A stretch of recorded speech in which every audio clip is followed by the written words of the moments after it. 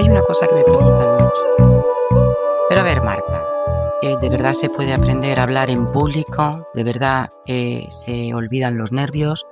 ¿Tú me ves capaz de hacer algo así? Y yo siempre contesto de la misma manera, por supuesto que sí. Pero mira, antes de aprender técnicas, yo creo que lo que tenemos que entender es qué pasa en una sala. A ver, te habla aquí, que parezco mexicana, viva México. Te habla Marta Sanmamez peinado, y llevo más de 15 años, 20, yo qué sé, hablando delante de gente. En radios, en televisión, en podcasts, en conferencias, en charlas, en congresos, he moderado mesas. Muchos y muchas me habéis escuchado durante años en La Escóbula de la Brújula, que para mí ha sido y sigue siendo mi podcast de cabecera. Pero he hecho entrevistas en muchísimos medios. He dado charlas en lugares, pues mira, por ejemplo, para mí la más significativa por prestigio fue el Ateneo de Madrid. Me gustó mucho pensar que donde había estado Einstein en ese mismo asiento, ahora estaba yo esperando que algo se me contagiaran de su sabiduría. Y me parece que no se me contagió nada. Pero bueno, mira, oye, por osmosis. Pero tú sabes que escribo. También he hecho presentaciones del libro, conferencias, he estado en firmas, he estado en encuentros culturales. En la etapa en la que trabajaba más en el mundo de la pintura, he tenido que presentar mis propias exposiciones, cosa que no me gusta. Ahí sí que te digo que me desagrada, yo creo que sí. Que un pintor explicando su cuadro, ay, no lo sé, hay algo ahí que a mí no me acaba de convencer. Y desde luego he hablado en sitios mucho más íntimos como el colegio de mi heredera. Y ya te digo yo, te digo una cosa muy curiosa. A veces uno piensa, pero es que estás en un teatro con 2000 personas y tienes, pues mira, a veces impresiona más una mesa donde a lo mejor te estás jugando un proyecto y tienes que hablar con inversores y a lo mejor hay 3 personas y vas más nerviosa, a mí me ha pasado, que delante de un teatro, pues no sé, con X. Porque yo creo que hablar en público no va de ante cuánta gente te expones. Es interesante a la hora de contarlo, puede tener incluso su toque de gracia porque vamos como a récord, ¿no? Imagino que Rosalía y demás cantantes gordos, eso de llenar estadios, 50.000 personas, 75.000, debe ser como venga, la porra va para arriba. Yo creo que hablar en público también puede pasar algo de eso, pero eso no es lo más importante. Lo más importante es cómo seduces a tu sala. Por eso hemos empezado esta serie. En el anterior episodio, tienes seducir una sala y lo hemos centrado en la voz. Como instrumento, hemos hablado de respiración, de ritmo, de silencios y lo más importante para mí, que es el tono. El tono no es, aparte de ahora subo, ahora bajo, ahora modulo mi voz. También es ese ritmo. Es, ahora voy a hacer un silencio porque quiero enfatizar esto que te estoy diciendo. O ahora voy a acelerar la voz, como acabo de hacer yo, porque voy a decirte que vamos a hablar de qué va el tema de hoy. Vamos a hacer el número 2 de seducir una sala y es tu cuerpo, o sea, tu mensaje, lenguaje gestual, lenguaje corporal, cómo entras en la sala, cómo habla tu cuerpo, tu presencia, ¿vale? Tu mirada, tu energía, que es lo que la audiencia capta en segundos. O sea, que hoy nos vamos a centrar en eso. Luego vendrá el mensaje, el relato, que hay que construir la historia, el storytelling. Y en esa parte de storytelling lo vamos a disfrutar mucho. Te voy a enseñar alguna técnica de copy, alguna fórmula que sigue funcionando bien. Y terminaremos hablando de cómo se rompe la cuarta pared, de la naturalidad, ¿vale? Cuando, cuando dejas de dar una charla y empiezas a hablar con la gente de verdad.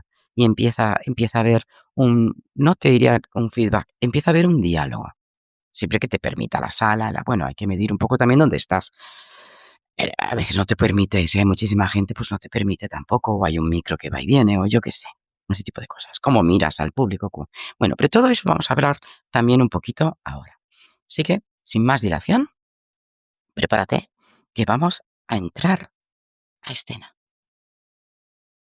Pues bien, te voy a estructurar, eh, cuando hablamos de presencia escénica en oratoria, te voy a estructurar un poco de lo que vamos a hablar. Primero vamos a hablar de ese miedo escénico que tiene everybody. No es una cosa tan rara. Veremos algunas técnicas psicológicas, como la visualización del éxito, etcétera. Luego vamos a hablar del lenguaje corporal y de tu postura, porque es muy interesante esta parte. Por supuesto, una miajina de comunicación no verbal. te voy a explicar lo que es la proxemia y luego vamos a hacer una especie de preparación práctica, aunque ya sé que en un podcast es un poco complicado, pero bueno, oye, lo vamos a intentar. Qué terrible es esto del miedo escénico, ¿verdad? Yo puedo entender que durante un tiempo, bueno, muy al principio, yo también estuve en ese punto y pues no tiene gracia, no tiene gracia porque mira, tu cerebro lo que está interpretando o lo que está diciéndote, te está dando tres respuestas ante algo que considera una amenaza. Te está diciendo que luches, las famosas tres Fs.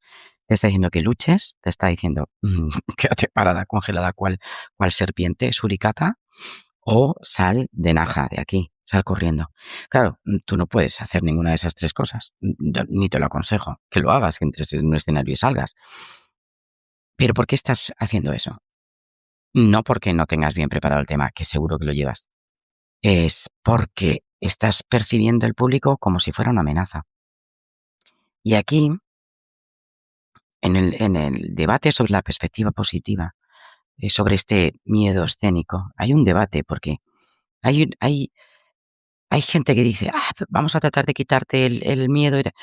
Y sin embargo hay otra parte que a mí me parece que es más interesante, que es asimílalo, o sea, intégralo dentro de ti.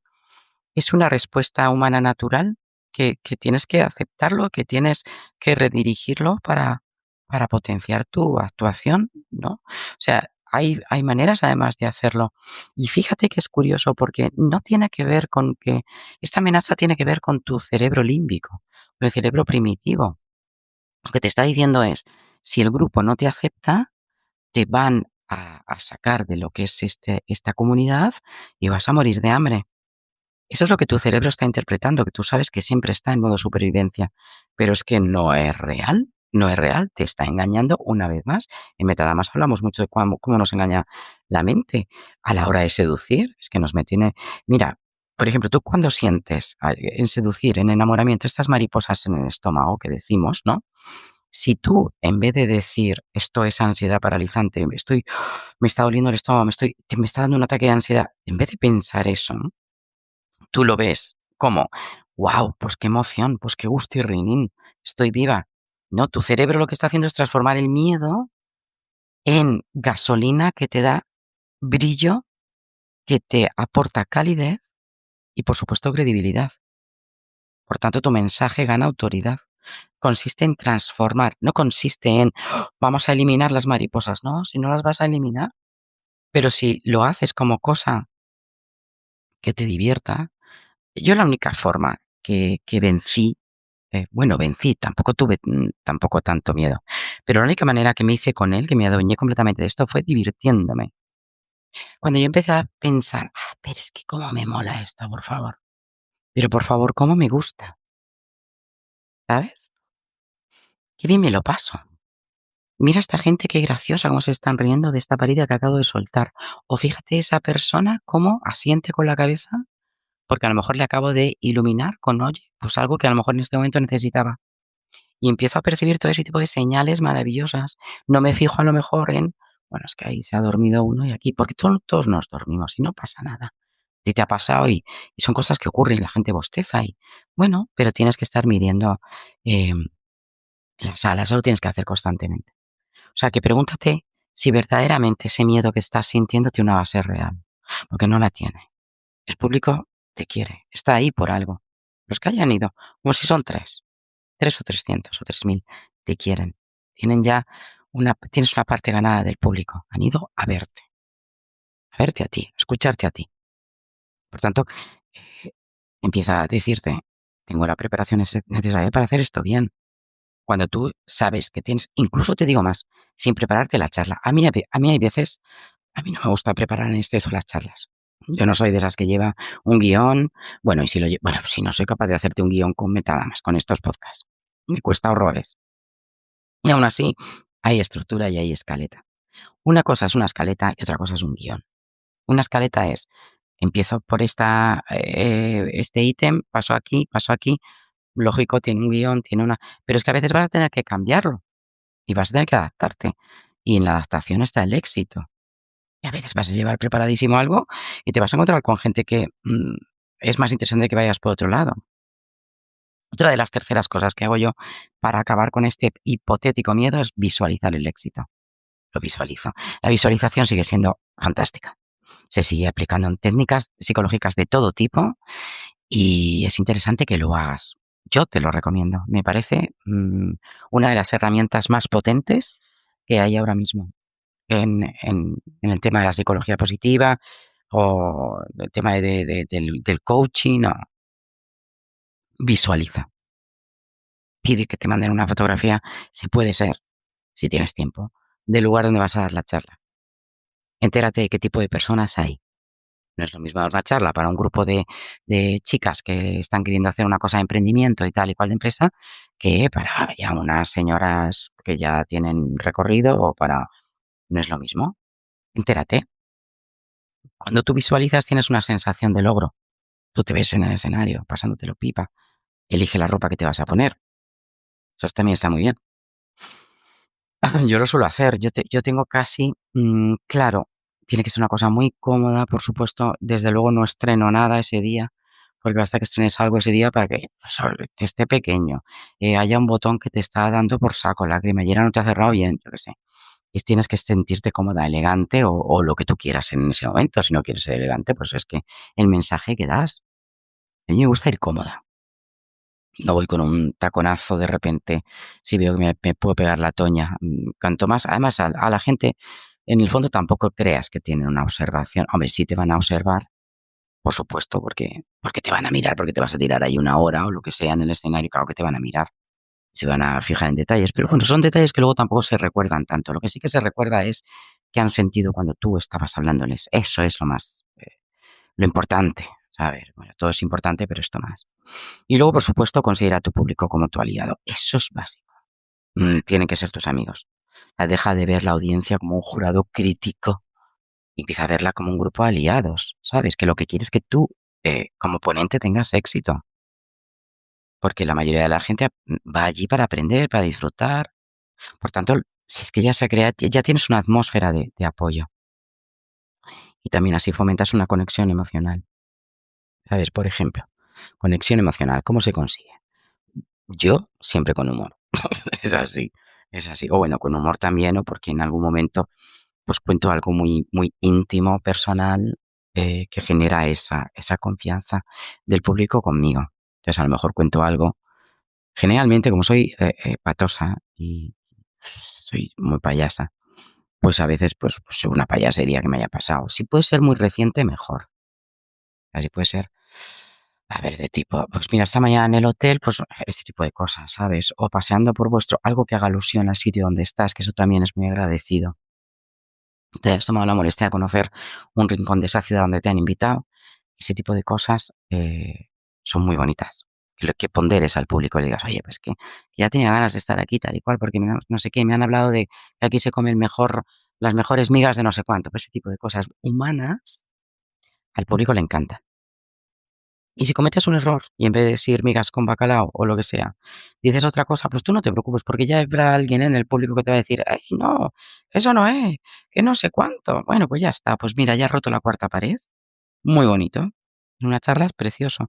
Que no tengas que esperar a las preguntas. Que cuidado con eso. Cuidado con los reventones de charlas. Que siempre te hablo que tengas cuidado con eso. Es inevitable. Siempre va a haber alguien que va a querer, pues yo qué sé, imagina que has hablado de, pues vamos a poner una de mis tumbas. Pues la tumba de Miguel Hernández, precisamente. Que es una de las de que voy a hablar de una cosa curiosa que pasa con... Bueno, pues imagina, pues siempre va a haber alguien que te diga, no están ahí, están no sé dónde. O te corrija o te... No pasa nada, no pasa nada, lo aceptas. Ay, muchísimas gracias. Siempre hay alguien que te va a hacer una pregunta que no sabe responder y le tienes que decir, oye, pues no tengo ni idea, pero ¿sabes qué pasa? Que lo voy a apuntar. Además, te agradezco enormemente que me digas porque mira, me has abierto una línea de investigación. ¿Qué es eso? ¿Qué es eso? Humildad. Humildad. Hablar en público es ser humilde. Reconocer que sí, que tú estás allí, que tienes un micro y que parece que sabes mucho, pero que no sabes nada. Que a lo mejor incluso tú vas a aprender más, bueno, a lo mejor no, seguro. Vas a aprender más del público que de lo que tú estés dando. Vamos a ver ahora qué diferencias hay entre tener nervios momentáneos y tener ansiedad. Y en realidad las diferencias ya las hemos comentado. O sea, por un lado están los nervios, que son momentáneos, y luego es una ansiedad profunda. No creas que te pasa solo a ti, a gente hiperprofesional. Bueno, yo no sé a cuántos cantantes han tenido de repente ese pánico escénico y ese... es normal, es lógico, porque es lo que hemos dicho al principio, tu cerebro primitivo lo que te está diciendo es, hey, no metas la pata que te echan de la tribu. Y es que es tremendo porque es que se impone. Tienes que estar ahí trabajando, trabajando, trabajando. Le tienes que hacer. Yo hago mucho este gesto de clac, chascar los dedos. Cuando me doy cuenta que estoy ahí en un momento de cállate. Eso le digo a la loca de la casa, le hago cállate, cállate. Todo está bien, cállate, todo está bien. No, no hay forma, a veces se te impone, o sea, tener este control mental. Entonces, ansiedad, si tú sientes que tienes una incapacidad real, tienes que ir a que te ayuden. Ya está, un buen coach, un buen psicólogo, lo que te dé la gana buscar, una buena terapia. Cualquier terapeuta ahora mismo bien formada, en oratoria o en expresión oral, te ayuda y te saca de ahí. Así que fuera nervios. Y si hay nervios, ya sabes, tómalo como una cosa que te estimula. Acepta tu miedo. Acéptalo, canaliza esa energía y ya está. Cuanto a mover, mira, a veces dicen, es que claro,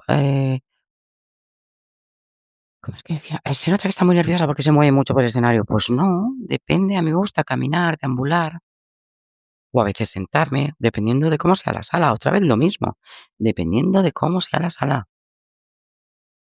A veces es muy interesante que bajes entre el público. Depende de lo cómoda que te sientas. Pues ¿por qué no? ¿Por qué no? Tienes que hacer, mira, ahora mismo estoy caminando mientras hablo contigo. Bueno, tienes que hacer lo que consideres que es bueno. Y ríete un poquito, ¿sabes? Ríete un poquito. Bueno, las técnicas psicológicas un poco que también hemos hablado. Yo la primera que pondría es visualizar el éxito. No sé, a mí creo que me ayuda mucho. Yo ya, además, voy como con ganas, ¿sabes? Me voy acercando y voy como ahí con ese quis, y luego también depende de dónde vayas. Los organizadores generalmente es gente fantástica que te ayuda, que te dice, que te arropa. No sé. Tienes que pensar también cuando tú estás al otro lado. Yo ahora, por ejemplo, que estoy haciendo el podcast de la Fundación Ibercaja, que lo estoy conduciendo, dirigiendo, que está siendo súper bonito y dentro de nada ya empezar a emitirse y estamos ahí trabajando los guiones, bueno, los guiones ya saben que yo guiones, pero claro, yo me sitúo, veo lo que es estar al otro lado, no como entrevistada, sino como entrevistadora o como persona que inicia la conversación y sé los nervios que se pasan al otro lado también, que me va a preguntar, me va a decir algo y lo noto en gente hiperpoderosa, ¿eh? Ah, no me refiero a hiperpoderosa e hiperprofesional. Gente en altos puestos directivos, bueno, gente que dirías, o pues si ha tenido que estar en... Pues a todo el mundo le pone nervioso subir las escaleras de un teatro, o tener que hacer una presentación a la gente de tu mesa, a tus compañeros de trabajo. Tenerás que decir, oye, pues que lo haga Maripuri porque yo soy incapaz.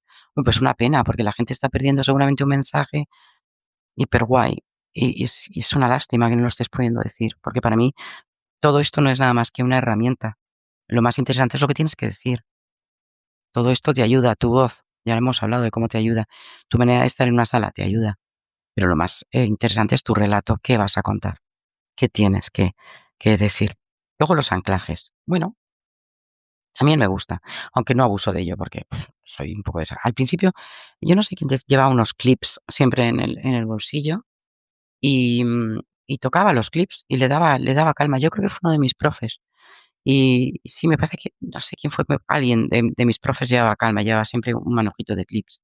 El otro día en la radio con Tony Ruiz en Aragón, en Buenos Días Aragón, me contaba una cosa que me encantó y es que Boris Izaguirre le había entrevistado pues hacía muy poco y le dijo, yo cuando entro en escena hago ps y pulverizo mi perfume favorito, el que tengo para las charlas, y atravieso esa nube de...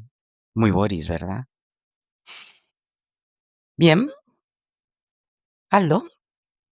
Yo sí me suelo poner un aroma que me gusta para esos momentos porque lo tengo asociado a mis momentos en los que hago yoga nidra.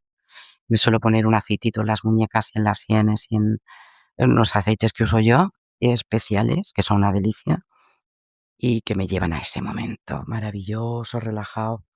Sí, hazlo. Para mí el olor es esencial. Yo sí te lo recomiendo. Puedes llevar una piedra. Hay gente que lleva una piedrecita de poder.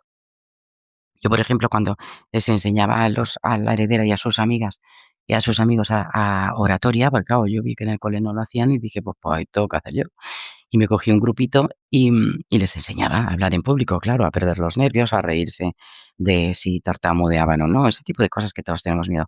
Y a veces les decía, mira, este collarcito, ponte un collar. A la heredera le ponía un collar. Tenía una medallita, le había regalado su abuela de oro y se agarraba la medallita. Sí, ¿por qué no? Cuando vas a hacer exámenes, también te la puedes llevar. Una pulserita, no lo sé, algo que te haga sentir bien. Tampoco empieces ahora a buscar por la casa algo y acabes ahí llevando, no, no, algo que te haga sentir bien. Y si no, tampoco es tan importante, ¿eh? Lo más importante es qué piensas. Mira, este pensamiento que me acaba de llegar es tan real. Porque es que son limitantes, son. Entonces, acuérdate, chascadedos, cállate. El cállate no te lo dices, no se lo dices a nadie, claro. El cállate se lo dices a tu chita, ¿sabes? A esa mona loca es que mi mona loca se llama Chita, y no soy nada original, porque Chita en sánscrito es precisamente la mente, esa que va saltando, como decía Teresa de Jesús, la loca de la casa. Bueno, pues se refería a estos pensamientos. El no valgo, no puedo, me están mirando mal, tengo un moco, se me ha quedado algo entre los dientes. Qué clásicos todo eso. Si es que en el fondo somos todos iguales y pensamos todos igual. Vamos a ver un poquito qué pasa con esta comunicación no verbal, que sabes que me vuelve loca. Todo lo que son los gestos en seducción la trabajamos muchísimo. Lenguaje no verbal, comunicación no verbal, miradas, gestos, cómo mueves las manos, cómo cruzas las piernas. Todo cuenta. Y te digo una cosa, que en contra de lo que digan, no es tan fácil entrenar esto. Esta es una de las partes que más cuesta. Incluso, pues te diría que casi, sí, casi como la voz. ¿Por qué? Porque nuestros gestos son totalmente inconscientes. Y por eso los microgestos, por eso no sé si te gusta, a mí me gusta mucho uno que fue de la Guardia Civil que se llama Pincho, que es fantástico y seguro que le conoces. Ha escrito, me estaba leyendo ahora además un libro, si quieres te contaré cosas de ese libro, que está súper bien. Y habla de todos estos recursos y cómo él captaba cuando tenía que hacer interrogatorio para gente peligrosa y malota, cómo captaba ese pequeño gesto, sobre todo uno que era como de desprecio, que en la comisura de la boca, que es verdad que es mínimo, cómo se daba cuenta él rápido, ¿no? O esas miradas hacia abajo, escondidas, ¿sabes? Casi imperceptibles. Hay que estar muy entrenado para eso. Bueno, a ti no te voy a pedir que te pongas ahora a entrenar esto, pero sí que es verdad que es interesante cuando subas a... Estoy hablando siempre de escenario, pero no tienes por qué. Vamos a hacerlo si quieres en un sitio más controlado, en tu misma sala de compañía. Trabajas en una ofi, pues en tu ofi. Cuando estás en tu silla, incluso en esa mesa larga de juntas, ahí incluso ya te puedes poner nerviosa. Bueno, pues en ese momento, mm, tú ya, a ver cómo te sientas. ¿Cómo te estás sentando en esa silla? ¿Cómo has entrado? ¿Cómo has caminado? ¿Has dejado pasar a todo el mundo delante de ti? ¿Has entrado a la última? ¿Has llegado tarde? ¿Se te ha caído el café? La típica escena americana, que se te cae el café y viene el tío bueno que te lo recoge todo. Bueno, generalmente ese tío bueno no aparece, ya te lo digo. Se te pueden caer 40 carpetas y vas a decir, o no, o no, o no. Nunca se sabe. Pero no deja de tirar carpetas. Bueno, pues esa escena, ¿cómo has entrado? ¿Cómo respiras? Básico, ¿verdad? ¿Cómo respiras? Yo el otro día también lo contaba en un programa. Mira, antes de empezar, a mí me gusta mucho la respiración 4-7-8. Pero haz 4-4-4. Coges ahí en 4, haces una apnea con el pulmón lleno en 4, sueltas en 4, 2, 3, 4, ya vacío, te vuelves a quedar en 4. 1, 2, 3. Y eso lo haces en 4 llamas. Lo haces 4 veces. Funciona. Funciona, hazme caso. Siempre funciona. Y te va a ayudar a proyectar tu voz. Y a que tengas estas variaciones de voz. A que de repente puedas subir, a que de repente puedas bajar, a que puedas acelerar, a que puedas frenar, a que mantengas silencios, espacios. Esos espacios aprovechas y respiras y te observas. Y si viene un pensamiento intrusivo, lo mandas a la porra. Bien, ¿por qué decimos esto? ¿Por qué te digo todo esto? Porque todo ese previo, todo el previo, te va a ayudar a que la gente se lleve una buena impresión. Y es una pena, pero eso es verdad. La primera impresión, hijita, esa sigue mandando. Olvídate que ya eso no se apaña.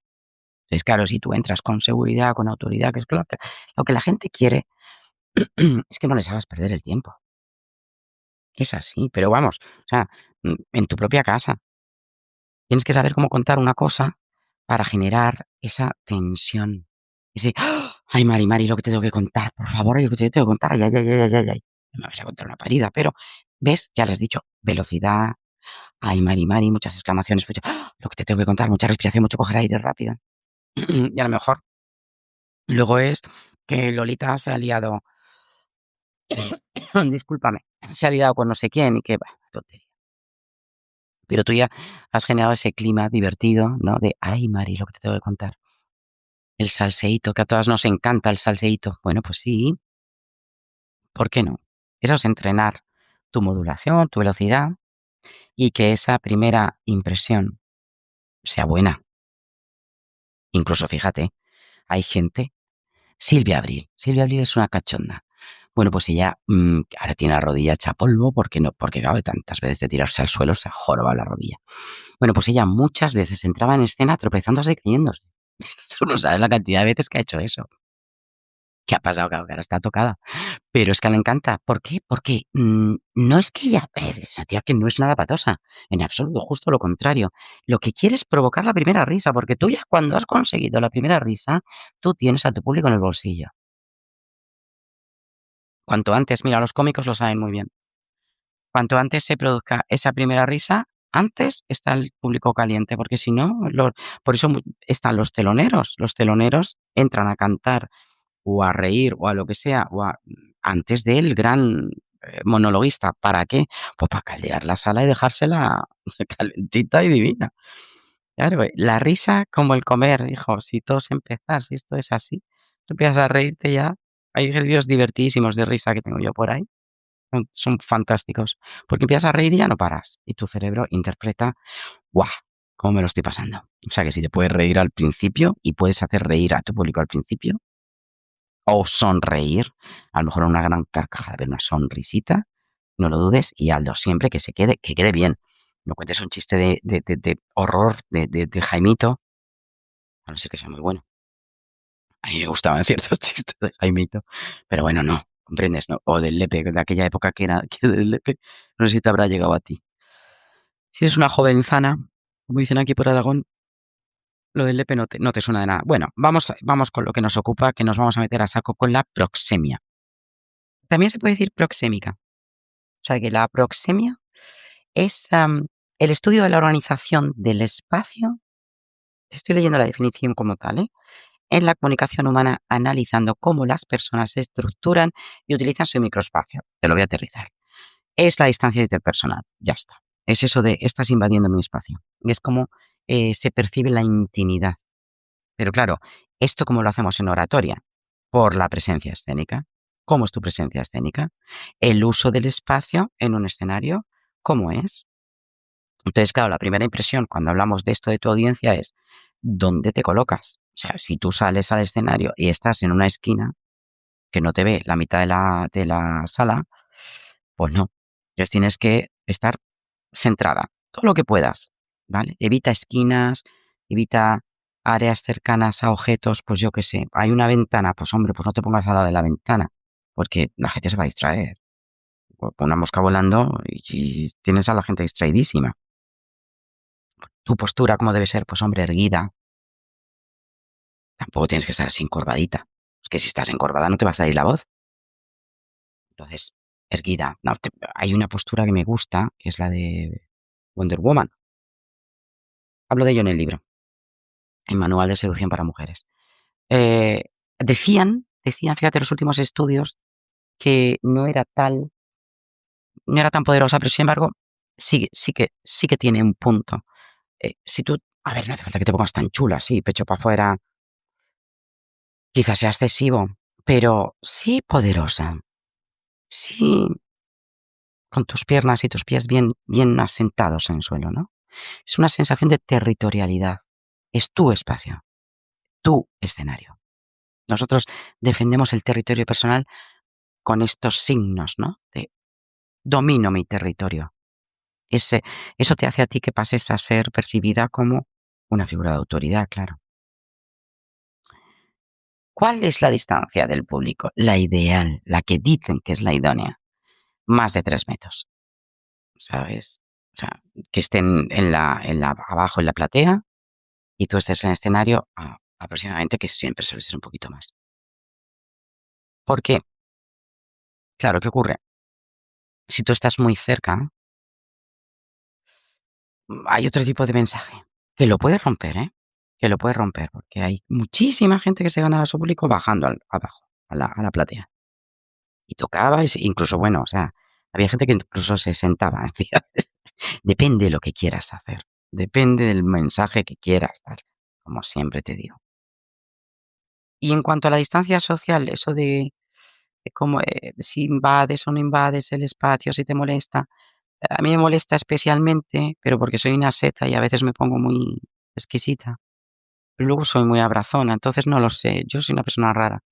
Dicen que de 1 a 3 metros. A mí, estar en una distancia tan larga me parece una barbaridad.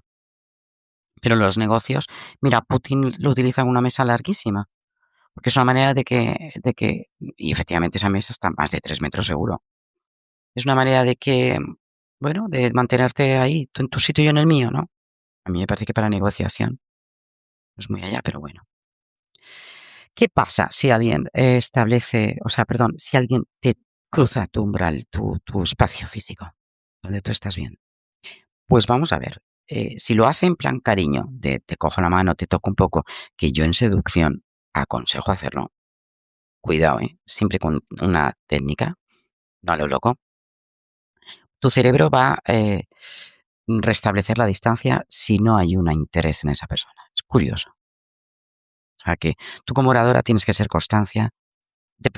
tienes que ser consciente de cuidado cómo utilizas esas distancias para no invadir el espacio de los oyentes, porque vas a generar una incomodidad que luego es difícil de recuperar.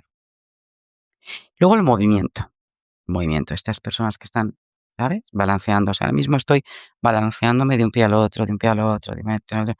Bien, bailarina de ballet, que dicen, ¿no? El conejito este de Duracell, ¿no? Ti, ti, ti, ti, ti, ti, ti, ti. Y empiezas a moverte por el escenario, pues te vuelvo a decir lo mismo. Depende para qué lo quieras usar. Yo no soy tampoco tan, te tienes que, no, depende. Porque si tú en ese momento estás enfatizando algo, está muy bien que lo escenifiques. Está muy bien. Y el público además lo va a percibir como algo que le interesa. No son tan distractores. Otra cosa es que estés dando unos datos de no sé qué cosa de, yo qué sé, datos técnicos y este estudio de una para el otro. Pues hombre, pues no.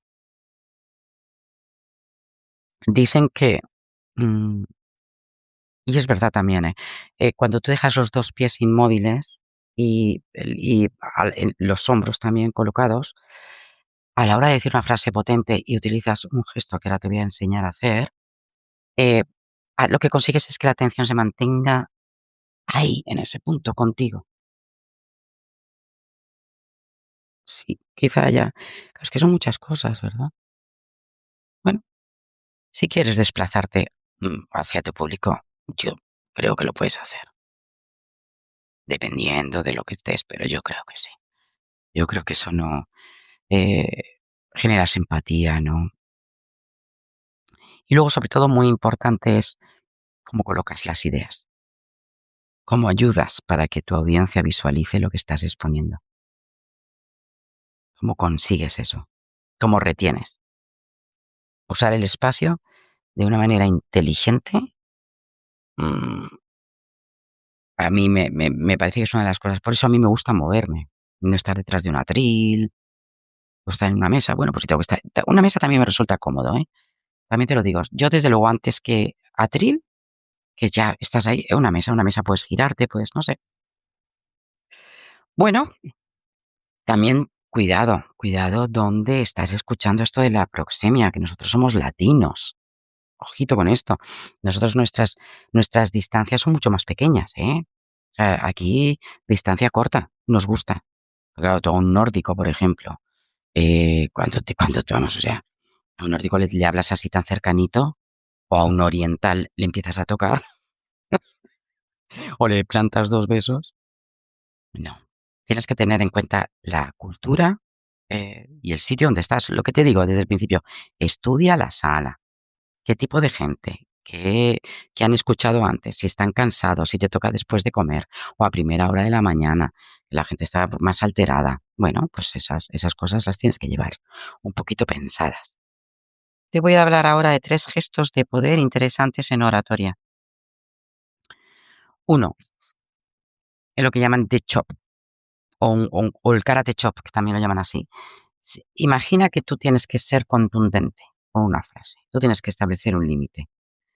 Y te pongo un ejemplo. Estás hablando con tu gente de tu empresa y dices, por lo tanto, la decisión final es justo ahí. Haces el gesto, es esta. A ver, te pongo un ejemplo. La decisión final es cerrar la empresa. Bueno, eso joder, me parece tremendo, ¿eh? Bueno, pero vamos a hacer con esto. Pues ya he dicho esto, pues ya tiro para adelante. El gesto de chop es, tú coges tus manitas, las colocas en paralelo como si estuvieras sujetando una pelota de baloncesto, lo colocas a la altura del pecho. En el momento que tengas que enfatizar esa parte de la frase, bajas hacia abajo. Por eso se llama karate chop. Lo hacemos con la frase. Por lo tanto, la decisión final, manos en paralelo, es cerrar la empresa. Y en ese momento bajas. Es muy contundente. Es uno de los gestos de poder que repiten más en los políticos. Es como, es esto, es taxativo. Es esto, es esto y es esto. Y no hay negociación. No way. Es solo esto. Es un gesto duro, no abuses. No abuses porque estás ahí como demasiado poderoso, no demasiado poderosa, pero sí demasiado a lo mejor autoritaria. El otro gesto que refuerza tu contexto, tu contenido, es colocar las manos en triángulo. Unes pulgares, índices, unes todos los dedos. Este le hacía muchísimo a Zapatero, muchísimo. Y luego le repitió también el de Ciudadanos, Albert Rivera. Lo hacía también mucho. Y yo, porque me imitan, lo hago muchísimo.